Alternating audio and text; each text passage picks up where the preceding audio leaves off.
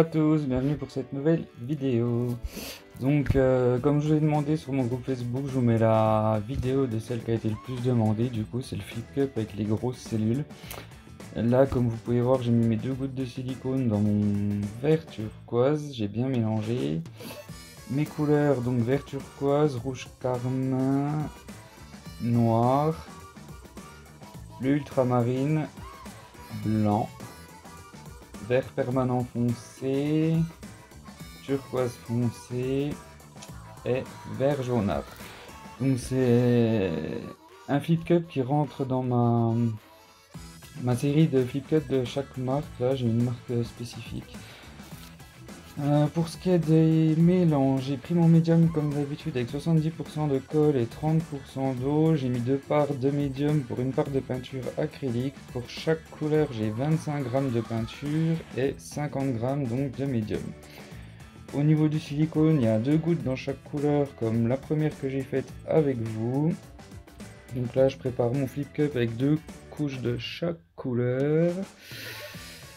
Que dire d'autre? C'est une vieille vidéo qui a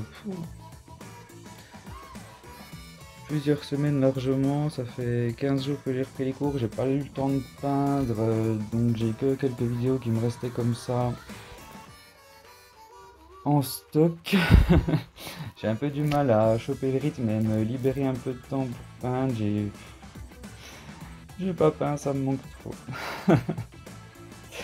J'espère que ça va pouvoir revenir assez rapidement. Qu'est-ce que j'ai oublié? Je ne sais pas. Je ne sais pas. J'ai l'impression d'oublier quelque chose, mais je sais pas quoi. J'ai vraiment perdu l'habitude. Pour ce qui est du turquoise foncé, l'avant-dernière couleur, je l'ai préparé moi-même. C'est moitié bleu phthalo et moitié vert permanent foncé pour faire un turquoise foncé. J'ai pas énormément de couleurs de cette marque, donc j'ai un peu bidouillé pour avoir un peu plus de couleurs. Donc là j'ai une toile de 30 par 40 cm comme assez souvent. Donc je mets les restes de peinture au fond de mon gobelet sur les côtés et les angles, jamais au milieu. C'est pas esthétique, faut éviter vraiment. Enfin je trouve personnellement que c'est pas esthétique. Donc je couvre ma toile avec mon petit comment dire, je sais comment ils appellent ça en anglais mais pas en français, je vois pas comment on pourrait le traduire. C'est juste quelque chose pour empêcher donc de perdre trop de peinture dans les angles. Ça permet de garder un maximum de peinture sur la surface de la toile. Plus il y a épais de peinture sur votre toile, plus quand vous allez passer le chalumeau, les cellules elles vont avoir beaucoup plus de couleurs. Parce que plus votre couche de peinture est épaisse, plus il y a différentes couches de couleurs différentes. Différentes deux fois de suite. C'est ça qui en fait dans les cellules va faire les cercles de couleurs, de plusieurs couleurs, comme vous pouvez voir sur certaines de mes toiles, pas forcément toutes. Après j'imagine que certains d'entre vous non aussi, je dis pas qu'il n'y a que moi qui en fais, loin de là. C'est pour vous expliquer un peu pourquoi il y a plusieurs cercles de couleurs dans les cellules.